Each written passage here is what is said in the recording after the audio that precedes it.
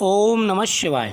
स्वागत है आप सभी का मेरे YouTube चैनल पर। मैं हरिओम शर्मा आज आपको श्रावण मास के 11वें अध्याय का महत्व सुना रहा हूँ। सनत कुमार भगवान शिव से बोले कि हे देव, श्रावण मास के 12 के व्रतों के बारे में मैंने विस्तार से सुना। श्रावण मास के समान अन्य कोई भी मास नहीं है, ऐसा मुझे प्रतीत होता है। अतः आप तिथियों का महत्व बताइए। भगवान शिव बोले कि हे सनत कुमार, मासों में कार्तिक मास श्रेष्ठ है, उसी प्रकार माघ मास श्रेष्ठ है। माघ मास से भी श्रेष्ठ वैशाख है और उसी से भी श्रेष्ठ माघशीष है, जो श्री हरि को अत्यंत प्रिय है। विश्व रूप भगवान से उत्पन्न होने से ये चारों मास मुझे प्रिय हैं, किंतु 12 मासों में श्रावण तो साक्षात शिव का स्वरूप ही है। हे सनत कुमार, श्रावण मास में सभी तिथियों का व्रत युक्त है, फिर भी मैं उनमें से प्रधान रूप से कुछ तिथियों की आपको महत्व बताता हूँ। सर्वप्रथम मैं तिथि तथा वार से मिश्रित व्रत को बताता हूँ। श्रावण मास सावन के महीने में जब प्रतिपदा तिथि में सोमवार हो तो उस महीने में 5 सोमवार पड़ते हैं। उच्च श्रावण मास में मनुष्यों को रोटक नामक व्रत करना चाहिए। यह रोटक नामक व्रत 3.5 महीने का होता है। यह लक्ष्मी की वृद्धि करने वाला तथा सभी मनोरथों की सिद्धि करने वाला है। हे मुने, मैं उसका विधान बताऊंगा, आप सावधान होकर सुनिए। सावन मास में के शुक्ल पक्ष के प्रतिपदा से तिथि को जब सोमवार हो तब विद्वान प्रातःकाल यह संकल्प करें कि मैं आज से आरंभ करके रोटक व्रत करूंगा। हे सुरश्रेष्ठ, हे जगतगुरु, मुझ पर कृपा कीजिए। श्रावण मास के शुक्ल पक्ष के जब प्रतिपदा हो और उस दिन सोमवार हो तो यह रोटक व्रत शुरू किया जाता है।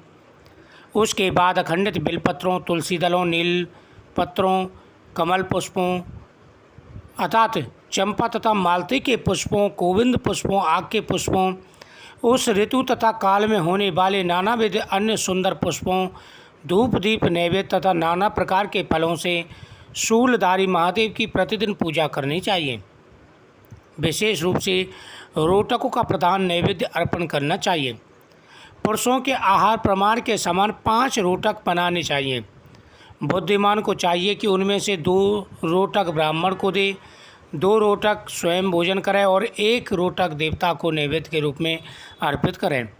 बुद्धिमान को चाहिए कि शेष पूजा करने के अंतर्गत अर्घ प्रदान करें। केला, नारियल, जंबीरी, नींबू, बीज पूरक खजूर, ककड़ी, दाख, नारंगी, बिजोरा, नींबू, अखरोट, अनार तथा अन्य और जो भी ऋतु में होने वाले फल हों, वे सब अर्धदान में प्रशस्त हैं।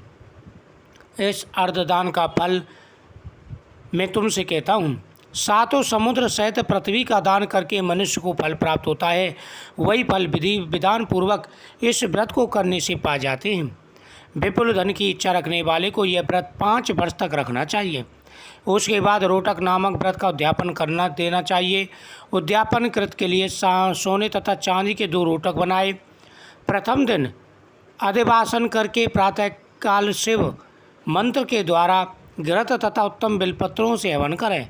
हे तात, इस विधि से व्रत के संपन्न किए जाने पर मनुष्य सभी वांछित फलों को प्राप्त कर लेता है। हे सनत कुमार, अब मैं द्वितीय के शुक्ल व्रत का वर्णन करता हूँ, जिसे श्रद्धापूर्वक करके मनुष्य लक्ष्मीवान तथा पुत्रवान हो जाते हैं। औदंबर नामक वह व्रत पापों का नाश करने वाला है। शुभ सावन का महीना आने पर द्वितीय तिथि को प्रातःकाल संकल्प करके बुद्धिमान को विधि पूर्वक व्रत करना चाहिए। इस व्रत को करने वाले स्त्री हो या पुरुष, वह सभी संपदाओं का पात्र हो जाता है। इस व्रत में प्रत्येक गूलर के वृक्ष की पूजा करनी चाहिए, किंतु गूलर वृक्ष न मिलने पर दीवार पर वृक्ष का आकार बनाकर इन 4 नाम मंत्रों से उनकी पूजा करनी चाहिए। हे उदुम्बर, आपको नमस्कार है। हे हेम पुष्पक, आपको नमस्कार है। हे जंतु सहित फल से युक्त तथा रक्त अंड तुल्य फल वाले, आपको नमस्कार है। हे अधिदेवता शिव तथा शुक्र, आपको नमस्कार है। इसके 33 फल लेकर 3 बराबर भागों में बांट लेना चाहिए। इसमें से 11 फल ब्राह्मण को प्रदान करें, 11 फल देवता को अर्पण करें और 11 फलों को स्वयं ग्रहण करें। उस दिन अन्न का आहार नहीं करना चाहिए। शिव तथा शुक्र का विधिवत पूजन करके रात में जागरण करना चाहिए। एतात इस प्रकार 11 वर्ष तक व्रत अनुष्ठान करने के बाद व्रत की संपूर्णता के लिए उद्यापन करें। सुवर्ण में फल पुष्प तथा पात्र सहित एक गूलर का वृक्ष बनाए, उसमें शिव तथा शुक्र की प्रतिमा का पूजन करें। उसके बाद प्रातःकाल होम करें। गूलर के शुभ कोमल तथा छोटे छोटे 108 फलों से तथा गूलर की समुदायों से तिल तथा घृत सहित होम करें। इस प्रकार होम कृत समाप्त करके आचार की पूजा करें। उसके बाद सामर्थ्य अनुसार 100 अन्न 10 ब्राह्मण को भी भोजन कराएं। हे वत्स, इस प्रकार व्रत किए जाने पर जो फल होता है उसे सुनिए। जिस प्रकार यह गूलर का वृक्ष बहुत जंतु युक्त फलों वाला होता है, उसी प्रकार व्रतकर्ता भी अनेक पुत्रों वाला हो जाता है। इस व्रत को करने से धन तो मिलता ही है, धन के साथ साथ में संतान का सुख भी प्राप्त होता है। एतात जिस प्रकार से गूलर की शाखाएं फैली हुई होती हैं, उसी प्रकार से व्रत करने वाले का कुल का विस्तार होता है। उसी प्रकार व्रतकर्ता भी अनेक संतानों वाला और उसके वंश की वृद्धि होती है। यह व्रत करने वाला सुवर्ण में पुष्पों से युक्त वृक्ष की भांति लक्ष्मीप्रद हो जाता है।